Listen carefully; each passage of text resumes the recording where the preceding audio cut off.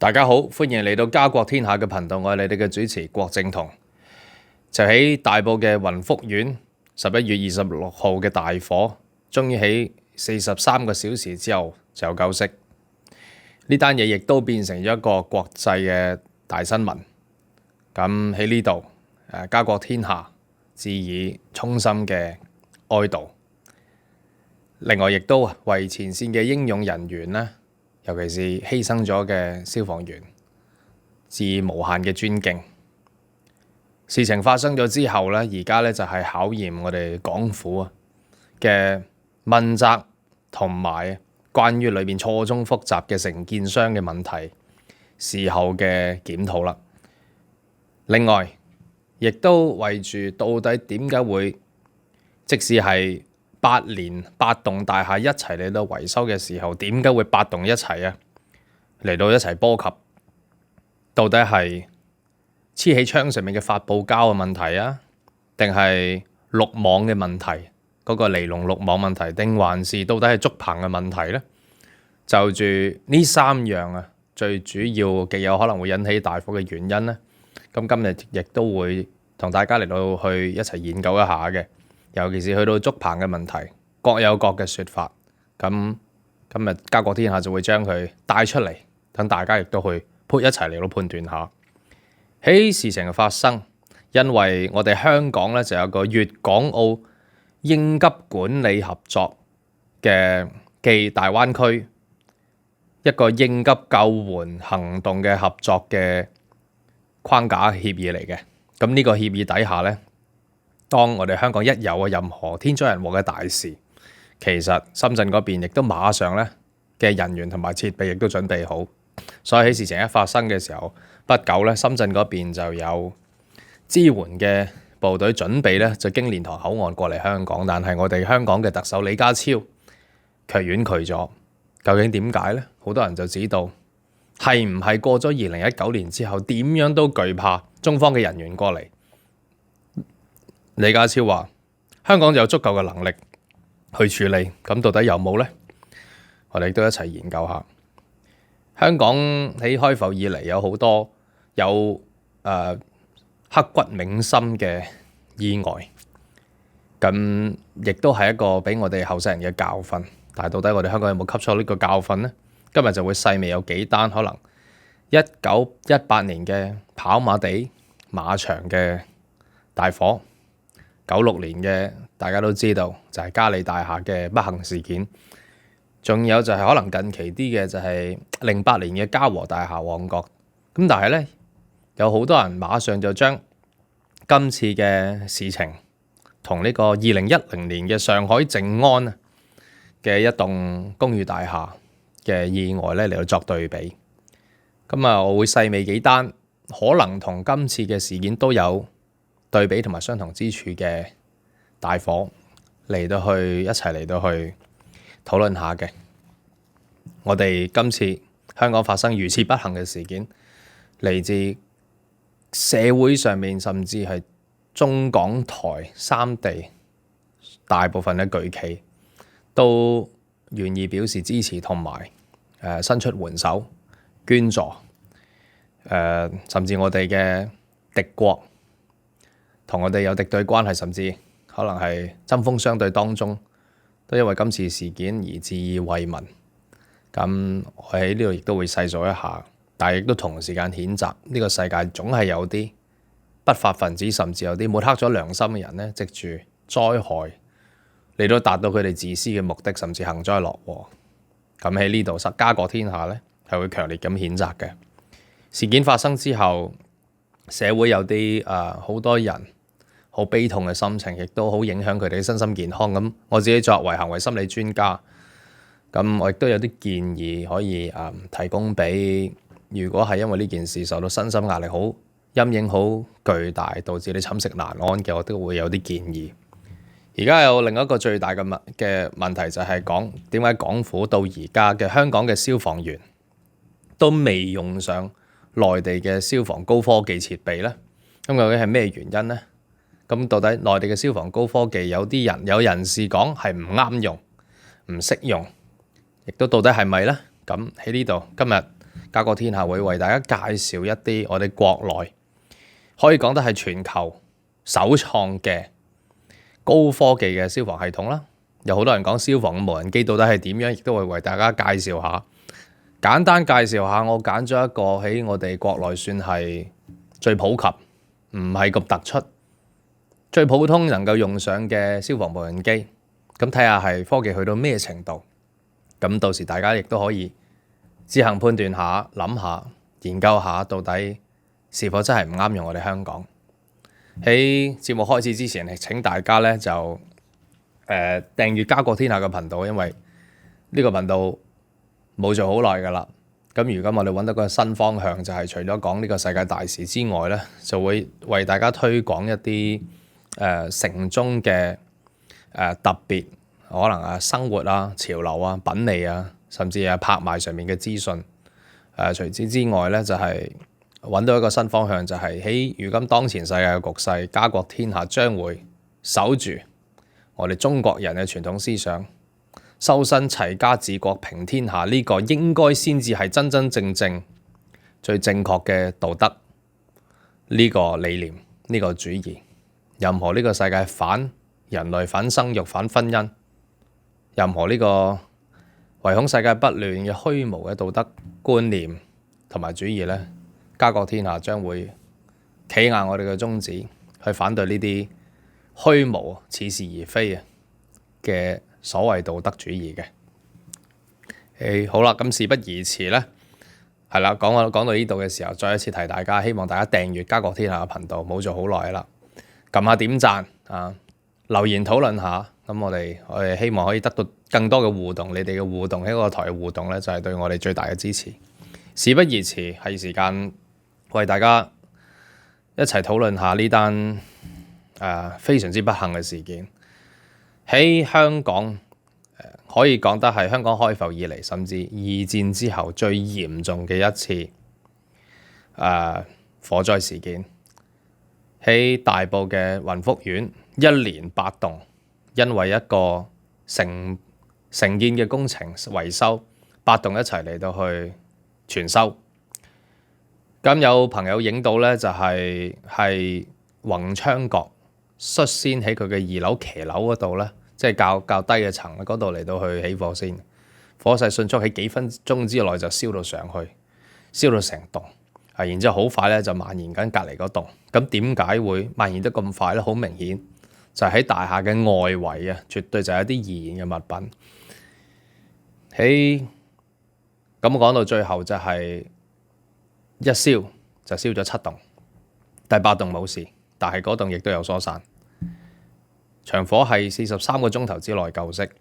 到我而家拍片嘅呢一刻，有128個人離開，有超過200個人係失聯。有一位英勇嘅消防員亦都因為咁而離去咗。再一次家國天下喺度致以衷心嘅感激同埋尊敬。今次嘅事件拉咗11個人，連帶承建商到底而家查緊，到底有冇偷工減料，有冇貪腐，亦都考驗高官嘅問責。因為喺呢件事上面，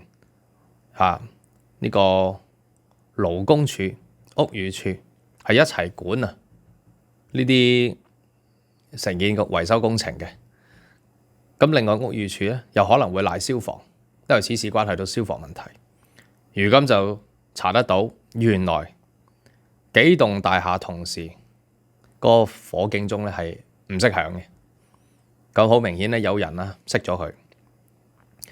仲有能夠將火勢蔓延得咁犀利嘅，而家好多人講緊幾樣嘢，就係到底係乜嘢物料令到大廈蔓延得咁犀利？如果係燒裏邊嘅話，冇傳得咁快。到底係竹棚啦，喺外邊嘅綠色嘅尼龍網啊，定還是如今喺我哋嘅保安局長鄧炳強所講，就係圍住窗口嘅一啲封實嘅發泡膠，因為佢係極度易燃物，所以導致港府李家超表示到，發生咗咁嘅事情咧，就開始要取締香港嘅竹棚嘅呢個建築嘅一個技術，全面採用呢個金屬。其實本來喺我哋香港政府嘅 project 裏邊咧，喺香港政府 project 裏邊，其實喺今年開始咧就已經要50%係要有金屬，係五成唔可以用竹棚。咁當然啦，私營嗰啲就暫時未去到嗰度嚟到去監管，但係李家超講出要全面取締竹棚，是否一個表示竹棚就係始作俑者，令到火勢蔓延得咁犀利咧？如果唔係嘅話，是否有賴落去竹棚嘅涉嫌呢？到底竹棚呢樣嘢而家係討論得最熱烈嘅，因為發泡膠同埋尼龍網唔使講噶啦。咁而家講緊竹棚到底是否適合？而家各有各嘅説法。咁轉頭咧就會同大家一齊嚟到研究。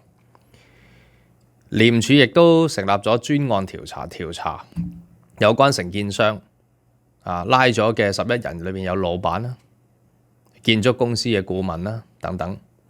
咁其實咧，如果今次嘅事件係因為有啲人喺較低嘅樓層，即係所謂宏昌閣嘅較低騎樓2樓嗰度嚟到先咧，嗰個係最先點燃嘅地方。若然呢個點燃係因為有啲工人偷偷吞雲吐霧所致嘅，咁有關嘅工人同工頭其實亦都應該要問責。到底竹棚呢樣嘢是否始作俑者咧？嗱，我哋有兩個唔同嘅説法。有啲人就所講根本咧，按科學嚟講，竹係燒得着嘅。濕嘅竹就難啲，乾嘅竹係可以。而且竹棚呢樣嘢咧，今次呢個承建公司咧已經有多次嘅冧棚記錄㗎啦，而且有呢個棚嘅標準咧，係導致有危險嘅風險嘅記錄喺裏邊。香港對建築同埋樓宇咧就有規管嘅，有結構嘅監管，但係對維修嘅竹棚咧嘅建構咧，卻沒有監管嘅喎。而且香港有個最致命性嘅問題就係地少人多。無論點講都好，有冇監管都好，地少人多令到大廈與大廈之間有嚴重嘅太近建築間距呢樣嘢，香港好似係冇嘅。樓同樓之間咧可以係咧，即係喺正你面前嘅，打開個窗口。而且香港地少人多，劏房又有，大廈結構裏邊嘅走道有咁窄得咁窄，啲房有咁細得咁細。試問如果發生咗事情嘅時候點樣走避呢？點樣去做營救嘅工作呢？呢啲全部都係致命傷。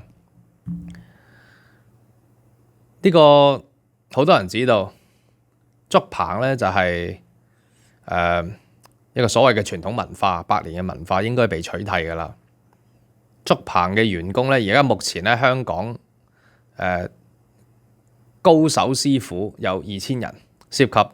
搭竹棚嘅人員咧就有1萬人，每個月嗰啲竹棚師傅嘅月薪可達呢個4萬蚊，咁都係一個優厚嘅月薪。有人話就係因為呢班人咧有可能牽涉到佢哋嘅飯碗，咁所以香港政府唔敢亂屋想唔敢亂取締咁樣樣。新加坡成日咧就攞嚟做香港嚟做對比，但係新加坡咧就已經全面取締咗10幾年咧，係唔用竹棚噶啦，係用金屬架嘅。內地咧，自從1990年開始，其實90年代開始已經係全面取締咗，亦都唔用竹棚噶啦。你只能夠去到啲好偏遠、好偏遠、好偏遠嘅城市，你先會見到所謂啲低密度同埋啲小嘅建築咧，係可能仲用緊竹棚嘅啫。但係如果你講到工藝嚟到講，即使連呢個世界最中意講自然結構嘅工藝咧嘅日本竹或者木嘅工藝嘅日本咧，佢哋都冇用竹棚好耐噶啦。咁點解香港仲用咧？竹棚是否今次嘅始作俑者咧？咁就要用科學數據嚟做一個對比咯。嗱，話說今次咧係一個非常之不幸嘅事件。今次連續燒咗7棟，大家睇到係烈焰滔天，嗰股烈焰係彷彿好似咧往天上噴一樣，係遠遠超過咗大廈嘅屋頂，好似將佢差唔多要連接上雲層咁樣樣，係滔天嘅烈焰嚟嘅。呢個火場嘅溫度咧係達到超過500度，我哋就以500度嚟到去計。500度如果用竹又或者用金屬嘅我哋叫嗰啲鋼架同埋棚，能否喺500度之下頂得住咧？我哋一齊研究下。喺今次嘅火災已經熄滅咗啦，咁頹垣敗瓦，睇到室內嘅情景咧，咁嗰啲鋁窗嗰啲鋁架咧，嗰啲窗架咧、窗框咧已經溶晒同埋變形。意思即係話，如果喺500度嘅高溫咧，咁所有呢啲金屬架咧嘅建築架咧，全部亦都會咧變形或者融化嘅。而如果變形同埋融化嘅時候咧，佢哋就會變成咗一啲燒溶咗嘅鐵嘅液體。咁如果係好高，好似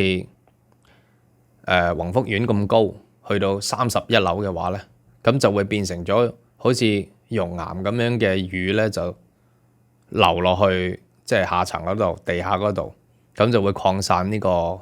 烈焰，因為呢啲溶液係會燒着嘢嘅。喺500度底下咧，竹就會開始碳化，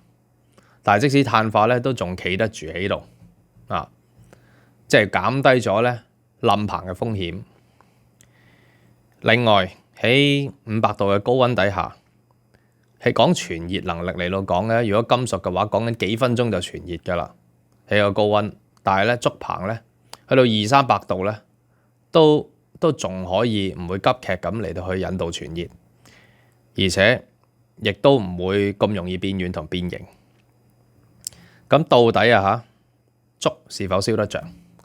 竹如果去到超過500度，達到800度咧，即係佢累積嗰個物件嘅溫度去到800度就會碳化。碳化之後再燃燒嘅話咧，就會開始即係就等於平時我哋燒炭咁樣一樣，咁就會着啦。意思即係話由烈焰開始焚燒嘅開始，佢係冇咁快會去到碳化，然之後變成一個碳咁咧嚟到助燃嘅。咁所以其實今次嘅事件咧，相信如果講真，火去到500度，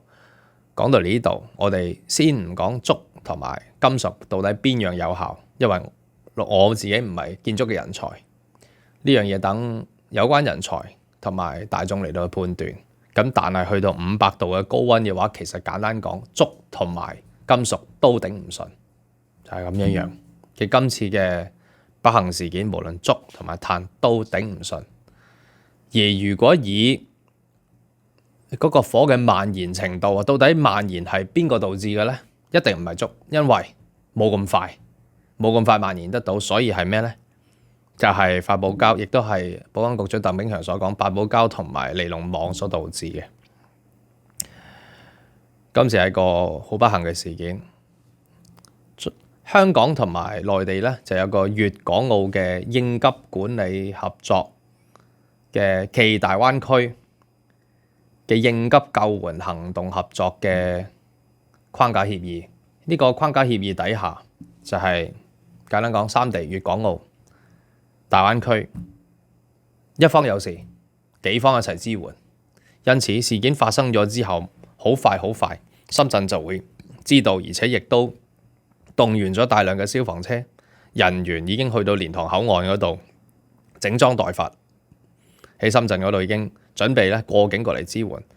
香港特首李家超婉拒咗內地嘅幫助，就話香港有足夠嘅能力去處理。咁到底是否有足夠嘅能力呢？43個小時先至撲救，此時被表示並不是一個合格嘅標準。有好多人知道係唔係因為內地嘅人員嚟香港就咁敏感呢？因為香港有個好深嘅想照顧反動人士唔好搞事嘅習慣，就係以免俾人話好似2019年咁，有可能有武警或者解放軍嚟香港嚟到平亂，就話此事非常之敏感，又話什麼要守住香港嘅國際地位等等嘅說法。亦都有啲人講話唔係婉拒嘅原因唔係因為唔想內地嘅人員嚟，而係因為宏福院對出根本就容納唔到更多嘅人員嚟到去支持。喺今次嘅行動裏邊，我哋香港嘅消防動用咗391架消防車、185架救護車，消防人員有2311人。係問題係宏福院呢，路窄同埋地方細，要容納更多嘅人員同埋裝備嚟到支持呢，係容納唔到嘅。但係如果講到嚟呢度嘅時候，咁到底係乜嘢問題？好明顯就係香港用太少嘅地方建太多嘅樓宇，等人住得太逼太密集所致。呢個就係香港嘅致命傷。點講都要翻返去呢個問題度。咁另外就係點解香港沒有所謂嘅消防嘅高科技，例如話無人機嘅滅火啊、無人狗啊、無人嘅消防車啊等等各種呢啲消防嘅高科技咧？咁有啲人就話香港唔識用，而且今次亦都唔啱用咁樣樣，話終於見到有2架無人機，但係咧嘅呢個助力亦都有限。又話宏福院嘅滅火嘅呢個水喉不夠啊，杯水車薪。此事是否關係到我哋香港啊面對一個好嚴重嘅問題，就係我哋嗰個功能組別。如果以外國嚟到計，好話唔好聽，如果今次呢件事發生喺西方世界，如果喺美國嘅話咧，相信亦都唔會做得比香港好。英國亦都唔會。咁但係咧，我哋唔係同呢啲差嘅例子做對比嘅。西方有政黨有利益掛帥係嘛，有好多 lobby 公司，我哋叫游說公司。香港亦都不遑多讓，有功能組別，個個組別咧其實就係為咗自己爭取自己利益嘅啫。但係冇諗成個香港嘅宏觀啊，到底你爭取利益嘅同時，你個界別有利啫，但係有冇影響到其他人呢樣嘢？香港一直以嚟咧，就其實喺消防方面咧，我哋發生事情都幾多嘅。我哋如果以香港嚟計唔少嘅，尤其是近個月咧，就連續有幾次可能係風高物燥，踏入呢個冬天啦，天氣開始乾啦。咁中環嘅華懋大廈啦，銅鑼灣嗰邊啦，都相繼有呢個着火事件。咁但係如果以今次我哋到底此事是否沒有先例，我哋可以學習同吸取教訓呢？其實可能亦都未必。香港歷年嚟咧就有幾個好有代表性嘅不幸事件，其實係可以從中學習一下嘅。好多人咧就馬上先講啦，就係講到1918年嗰陣時候咧，喺跑馬地就有個喺馬場嗰陣時候咧，馬場咧仲有好多觀眾，佢哋觀看跑馬嘅地方咧就係竹棚嚟嘅喎。咁咧嗰陣時候咧就起咗好多竹棚嚟到俾人哋去觀看跑馬，而咁啱咧就冧棚。冧棚嘅同時咧，咁咧呢啲觀看跑馬嘅地方咧就係用竹棚加木板嚟到建設嘅。一冧嘅時候冧到落去下邊咧就有個熟食就燒着，有好多人走避不及，有600個人就係咁樣離開咗。嗱，如果以意外嚟到講嘅話咧，嗰次係最嚴重嘅，600個人就咁離開咗，傷嘅人咧都有400幾個。嗰次嚟講係最嚴重嘅一次。咁所以講嚟呢度，點解會蔓延得咁快咧？因為熟食咁，亦都好多油啊，好多易燃嘅物品啊，咁樣樣。咁但係咧，跟住就踏入什麼？踏入呢個我哋香港淪陷啦，3年零8個月啦。所以今日你會聽到好多人就係講緊2戰之後最嚴重嘅一次火災事件。如果以嚴重過今次離開嘅人數更多嘅話，講緊1918年。另外咧就係一定要講咧，就係當日嘅歷歷在目嘅嘉里大廈96年嘅事件。當其時點解會發生烈焰嘅滔天？點解嗰次點解咁得人驚咧？係因為佢哋大廈係由大廈裏邊燒出嚟，而大廈裏邊咧就係一樣嘢，所謂嘅密封式嘅煙通效應。喺低層咧就扯空氣入去嚟到燃燒，然之後就谷上去上層。喺嗰次嘅烈焰裏邊，就係由一個 lift 槽啊嘅維修開始引發起嘅。11樓嗰度燒緊焊，然之後星火咧就落到去呢個下層去1、2樓嗰度。咁下邊咧咁啱有啲雜物同埋木板咧就點着咗，咁就燒上去。咁一燒上去嘅時候咧，就透過竹棚嚟到去燒上去。咁所以講到呢度，到底竹棚係一個點樣嘅存在咧？亦都真係要研究下。嗱，金屬雖然咧去到500度嘅高溫，佢係會溶嘅，會變形嘅，但係佢唔會火傳火噶嘛，佢唔會點燃咗之後蔓延開去噶嘛。嗱，咁所以到底竹同埋金屬咧邊樣先啱咧？真係要有關嘅專家同當局去研究下啦。嗰次嘉利大廈嘅不幸事件有41個人離開咗，嗰次亦都係我哋香港啊嚇，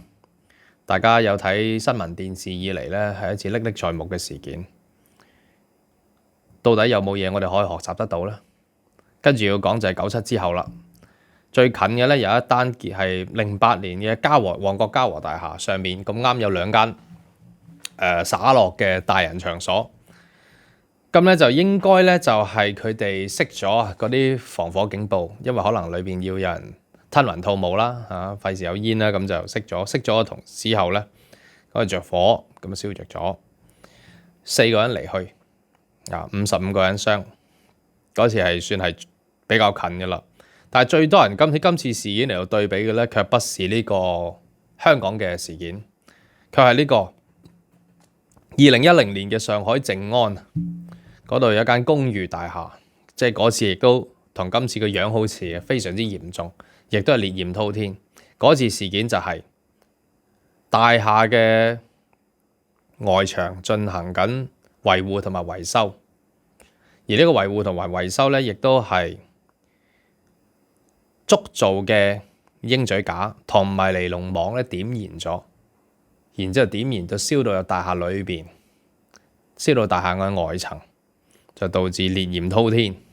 ，58個人離去咗。嗰次事件懲處嘅人員達到54人。再講多次，嗰次就係竹做嘅鷹嘴架加尼龍網點燃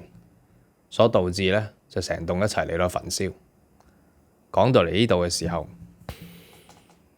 有冇啲嘢其實我哋可以參考同學習得到咧？我哋真係要研究一下啦。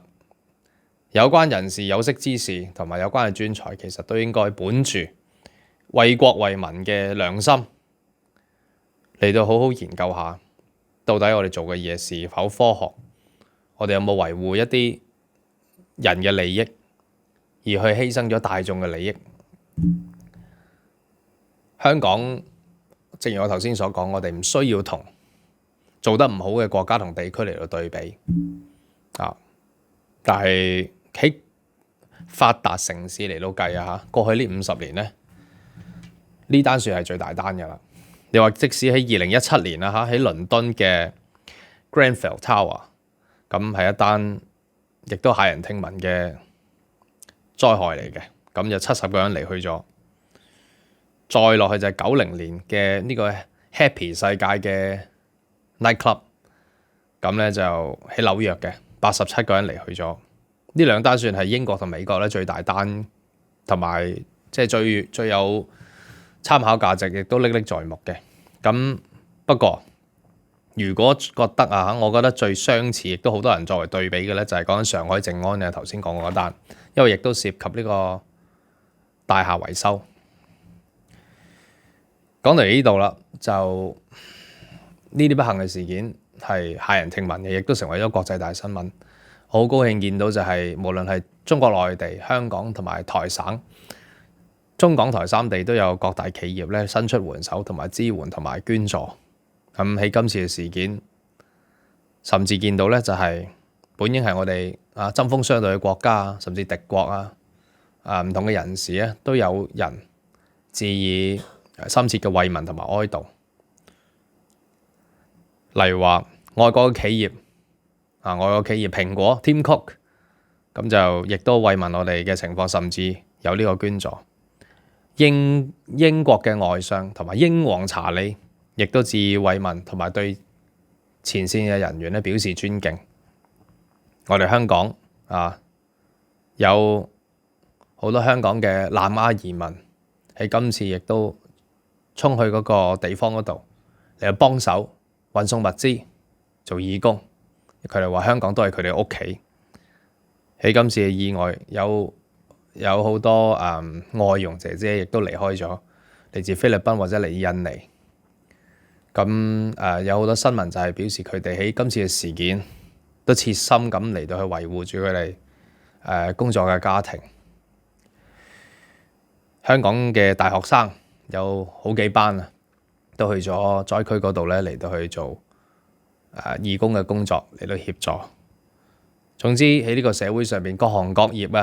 如果佢哋嘅行業佢哋嘅產品係喺今次能夠用得上，可以作為物資之用嘅話咧，好多人都作出佢哋嘅捐助。咁甚至而家喺中日嘅關係劍拔弩張嘅底下，有位明星佢本應該喺內地度開演唱會，都係因為中日關係劍拔弩張底下取消咗演唱會。但係即使係咁咧，佢都慰問香港嘅情況，仲表示到佢能夠開嘅演唱會咧，唔着紅色，着黑色，要避開紅色，亦都勸佢啲粉絲嚟嘅話唔好着紅色。咁係非常之有心嘅。澳洲韓國人嘅組織咁都係今次咧就致以慰問。連呢個咁更加唔少得就係我哋友好嘅國家嚟話，俄羅斯普京東盟嘅領導人咧都喺今次事件進行慰問，表示到我哋人類咧始終都物傷其類嘅。我哋發生咁嘅事件，感同身受底下咧冇人想希望係發生得到。無論佢哋嘅慰問有冇別有用心，喺未來嘅日子會否藉住呢個災害加以利用，發揮佢哋嘅政治陰謀嘅話咧，都係日後嘅事。我哋中國香港有咁嘅能力兵來將擋，但係呢一刻我哋都願意欣然接受各國同埋全世界對我哋嘅慰問，同埋對前線人員嘅尊敬。今次呢個不幸事件，有啲人呢就有啲不法分子，居然可以借今次嘅事件嚟到去，有好多人募捐，各界開始募捐，佢哋就以詐騙嘅手段嚟想呢啲捐款。家國天下喺度呢表示嚴厲嘅譴責。有啲人呢落到下邊去災區嗰度呢嚟到攞物資，佢哋唔係受影響嘅人士嚟嘅，佢哋見有免費嘢派就去攞，呢啲都要譴責。更加唔少得嘅就係有好多自卑、自大、矛盾嘅心理嘅人，有啲扭曲嘅人，佢哋逃離咗香港，敗走離開香港，敗走咗去第二度，幸災樂禍喺今次嘅事件講風涼話，甚至散播陰謀論。甚至咧，喺度藉住今次嘅事件咧，嚟到去重提什麼四大訴求，諗住你借災害嚟到去道德捆綁嚟到搞事。呢啲人咧，就係正正一句就叫神憎鬼厭，去到邊度咧都係不討好，同埋成事不足敗事有餘。無論佢哋行善冇咁嘅能力，亦都冇咁嘅資格；行惡佢哋亦都沒有作為，正正宗宗就神憎鬼厭呢啲人。事情發生咗之後，咁新聞媒體你會睇到好多心理專家咁，因為今次涉及好多不幸嘅人，同埋社會上面有好多關心事件嘅大眾，佢哋會有心理嘅壓力同埋障礙，甚至喺今次嘅事件，可能佢哋會有如果係同件事件有關，即係住喺宏福苑，佢哋可以講得係財物同埋佢哋屋企都盡毀嘅人士，佢哋會有一樣嘢叫創傷後遺症。咁另外就係為住呢件事感覺到非常之痛心，同埋令到佢寢食難安嘅朋友咧，就唔係創傷後遺症，就係叫做我哋叫 ASD， 另一樣嘢就叫急性嘅stress disorder。咁但係無論係嚴重啲嘅創傷後遺，或者係即係急性，因為睇到啲不幸事件而導致佢心情抑鬱嘅。咁其實仲有另外一樣嘢嘅，就係我哋叫做幸存者嘅內疚心理。幸存者內疚心理就係經過今次不幸事件咧，就覺得嗰啲人好慘，就會覺得即使唔關自己事，但係我因為自己沒有經歷呢場不幸，但係自己嘅生活真係好似冇事，就有啲內疚。人哋好慘，自己好似活得好好，就有啲內疚，亦都會令到自己寢食難安嘅。咁呢個又係我見到出邊好多所謂心理專家、臨床專家冇提嘅，咁亦都講啦，為大家呢個叫幸存者內疚心理，亦都會令到有抑鬱嘅症狀嘅。咁啲建議係都 OK 嘅，我見到就係暫時唔好睇相關嘅新聞，唔好接觸一啲會令你回憶起呢單新聞發生嘅嘢。因為心理嘅受創咧，就同我哋肉身嘅受創都係一樣，唔係要面對更強嘅挑戰而係大部分情況都唔係嘅。如果你身體嚴重受創咧，你係要休養，要避開刺激嘅。咁其實心理嘅都係一樣，暫時唔好睇相關嘅資訊同埋避開。咁可能咧喺呢個幸存者心態嚟到講，你會覺得好內疚，唔跟進呢單嘢，好似個人好冷血同麻木咁樣，你會內疚自己唔去留意住呢個新聞。咁其實你俾個期限自己，可能當係1年後再睇翻，再跟進翻事後嘅嘢，俾時間自己休養，接受自己係沒有足夠嘅能力去接受、去承擔呢個資訊嘅，係時間容許自己軟弱下，接受擁抱自己係承擔唔起呢個資訊嘅，俾一段長時間自己去休養，過後再睇翻呢件事，俾個期限自己，咁就會好啲。等自己嗰個身心復原咗之後咧，個神經系統復原咗之後，你先至再，如果你係真係覺得內疚唔跟進嘅話，可能你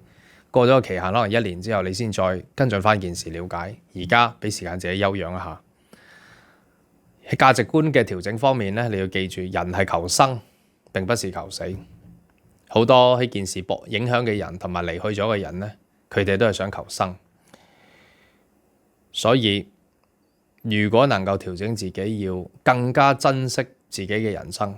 每分每秒，更加珍惜身邊嘅人事物，更加珍惜人生嘅機會咧，你反而能夠作出調整，能夠更加積極咁面對人生。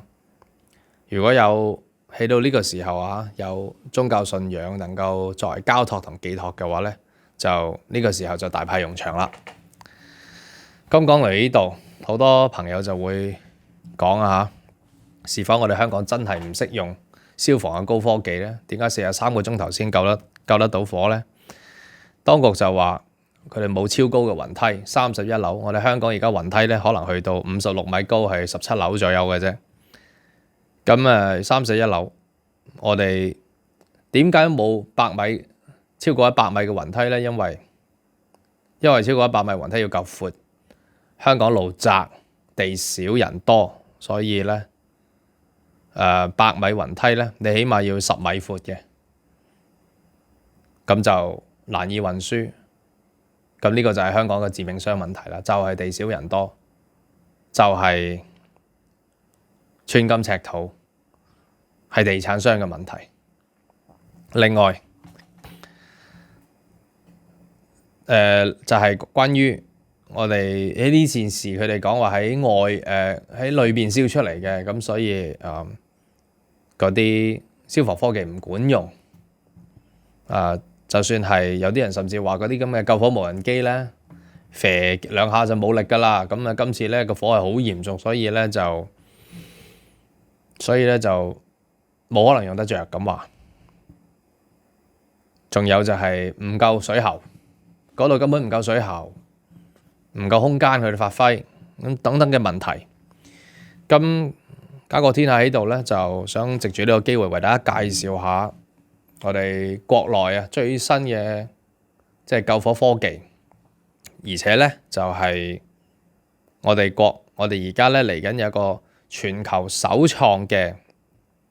消防無人機嘅科技咧，係嚟緊今年年尾開始，2025年開始就全國開始普及，上綱上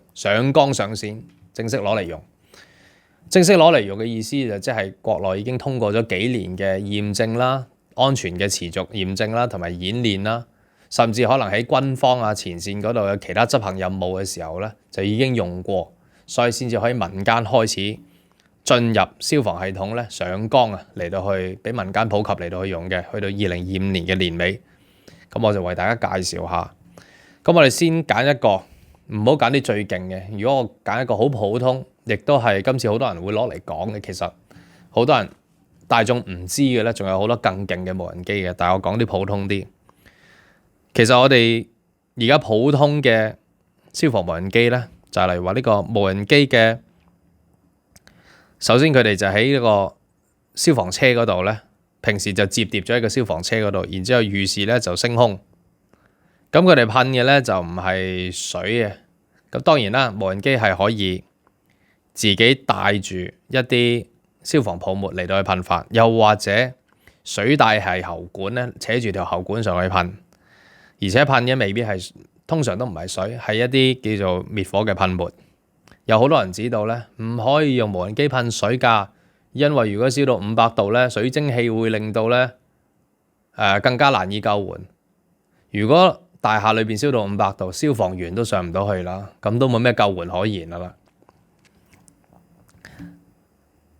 我哋睇到就係呢無人機咧，佢哋會多次有多功能嘅偵察系統啦，而且佢哋係可以自己噴消防泡沫，又或者帶喉上去噴都得嘅。就以呢個好普通嘅無人機，佢哋都有多種嘅滅火作戰嘅輔助系統，佢哋能夠直射啦，遠距離直射，能夠精準咁樣嚟到去向呢個火場嚟到噴發，而且亦都可以咧空對地咁嚟到射。空對地咁射咧，就通常喺啲森林啊、平原啊或者山火度採用嘅。大家亦都可以見到咧，佢哋會射，哇，好似射飛彈咁嘅喎。因為點解射飛彈咧？就係一叫做消防彈，一射消防彈入去咧，遠距離射入去就喺裏邊爆發，咁就會將裏邊嘅火種咧嚟到去撲滅。咁喺好多演練嗰陣時候咧，其實呢啲唔係啲咩超級高科技，呢隻大家叫做係我哋叫做平時玩開嗰啲多軸無人機，即係好多個直升機頭喺上面嗰啲咧，即係唔係一個直升機樣嘅，但係好多旋翼喺上面嗰啲咧，其實已經係啲好普及嘅嘢嚟㗎啦。我哋仲未講一啲啊，我哋叫做極地救援，海拔6000米啊，喺極地上面運輸物資，負重300公斤、600公斤嗰啲無人機啊。嗰啲無人機亦都可以裝消防系統嘅，但係我都唔好講到嗰啲啦。就以我輕輕揀一隻，就係嚟自呢個國飛航空嘅 GF5H75系列，唔係啲咩高科技，係啲好普通嘅嘢。喺呢個75系列咧，揀呢個 75A 同 75B。75A 佢嘅飛行重量係可以達到150公斤，75B 咧佢就係飛行重量達200公斤，兩隻機咧都係可以載荷，佢能夠載荷75公斤嘅裝備同埋又或者物資。佢哋有多軸嘅，有8個旋翼，75A 就有8個旋翼，75B 咧就有12個旋翼，一個大啲，一個細啲。75A 咧就係一個你見到一啲好似卡車、小卡車咁嚟到去裝住佢去到災情嘅地方咧嚟到發揮功用。75B 載荷200公斤嗰個仲大啲，嗰個咧佢係可以連埋消防車一齊嚟到去到災場嗰度嘅，而消防車同時間亦都裏邊有好多補給啊、消防物資喺裏邊，能夠達到空地一體。75B 特別嘅地方同 75A 唔同嘅咧，就係 75A 係自己上去用電池運作，75B 咧可以電池加其實拉埋條電線上去咧嚟到駁電源，即係喺個消防車上面嘅電源都得嘅。兩隻都能夠點樣咧？自己發射消防彈，能夠自己發射呢個消防泡沫，而且甚至拉喉上去嚟噴都得，噴可以噴消防泡沫啦，亦都可以噴水。因為佢哋嘅載荷功能咧同埋穩定性好強，有啲人指導咧就係啲無人機啊，飛一陣就冇噶啦，冇力咁樣但係佢哋嘅定空能力咧，喺空中作業嘅能力可以去到45分鐘咁長。咁我唔知佢哋嘅消息喺邊度嚟噶啦嚇。我而家講緊啲唔係啲超級高科技，係啲好普及嘅消防無人機啫。佢哋演練同埋演習嘅地方，除咗係一啲設定咗嘅焚燒嘅大樓啦，可能你覺得呢啲都係比較輕強啲嘅，可能大家會覺得今次更加嚴重，但係佢哋演練嘅地方仲係以例如話發電廠啊、石油廠啊，或者係化工廠焚燒意外嚟到作為演練，咁嗰啲我諗嚴重過一般嘅屋宇大樓啦啩，甚至佢哋能夠作業嘅地方，喺個天災底下，甚至喺呢個火山爆發嘅地方、焚燒嘅地方都能夠進行撲滅同埋作業。無論喺幾強嘅風中同埋雨中，佢哋都能夠繼續空中作業。而且有一樣嘢就係話，香港有啲專家話，無人機咧，佢哋嘅螺旋翼會煽動好多空氣。簡單講會潑火，即係咁，啲無人機咧係可以離遠好遠嚟到進行噴發嘅，係可以距離目標好多米嚟到進行噴射。咁我諗距離目標咁多米嘅時候，會唔會都係煽動氣流嚟到做到潑火嘅作用咧？我唔知，不如等專家嚟到去判斷。同時間呢啲無人機咧都配備5公里嘅數據傳輸，5公里即係喺5公里開外嘅指揮嘅地方咧，可以傳輸影像同埋聲音，有可見光嘅攝像頭啦，有強光照明啦，即係大家見到我哋中國曾經去到救災喺呢個漆黑嘅地震地方咧，恍如白晝嘅令到就係強光照明系統啦。無人機自己可以喺空中不停咁閃爍啦，有啲顏色嘅燈嚟到揀啦，因為咁可以攞嚟引路嘅。同時間能夠激光瞄準鎖定目標，智能嘅返航系統，即係一有咩事，若然環境惡劣嘅時候就嚟斷線咧，有智能嘅返航系統。喺咁樣嘅情況下，關於噴射方面又話噴幾下冇，佢哋又或者無人機拉喉唔可以拉到咁高，但係呢啲無人機紛紛咧，75A 就可以單管噴發，75B 可以雙管噴發，佢能夠扯到啲喉咧上到去，甚至電線都可以扯到150米嘅高空咁高。咁係咪真係唔得咧？咁同香港嘅專家所講嘅有啲唔同。75B 嗰隻雙管噴發咧，開盡馬力嚟到噴嘅話，能夠每分鐘射1500升嘅泡沫或者水，咁就同咧消防車平時一啲消防車開盡馬力嚟到射咧，其實嗰個效果差唔多。你見到咧就仲有嗰啲滅火罐能夠30升同埋60升。全壓式嘅滅火罐可以帶上去，因為有75公斤嘅載荷咧，係可以拎到上去嘅。定空能夠45分鐘作業，空中能夠遠距離噴射目標。咁